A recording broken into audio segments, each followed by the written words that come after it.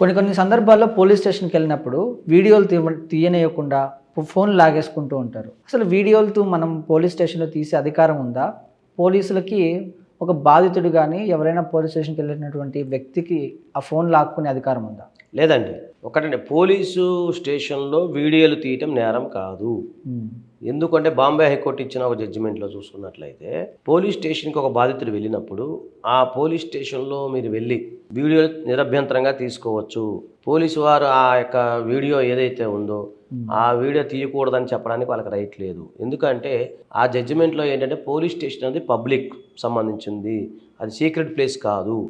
కాబట్టి మీకు మామూలు ఇండియన్ సీక్రెట్స్ యాక్ట్ ప్రకారం చూసుకున్నట్లయితే కొన్ని రెస్ట్రిక్షన్స్ ఏరియా ఉంటాయి. ఇప్పుడు కంటోన్మెంట్ ఏరియాలు అవి ఉంటాయి దేశ భద్రతకు సంబంధించి, అక్కడ మీరు వీడియోలు తీయకూడదు. కాకపోతే పోలీస్ స్టేషన్లో ఎక్కడ కూడా మీరు వీడియోలు తీయడానికి ఎలాంటి ఇబ్బంది ఏమి ఉండదు. పోలీస్ స్టేషన్కి వెళ్ళొచ్చు, మీరు వీడియోలు తీసుకోవచ్చు. అలాగే ఈ మధ్యకాలం నేను ఒక పోలీస్ స్టేషన్కి వెళ్ళాను.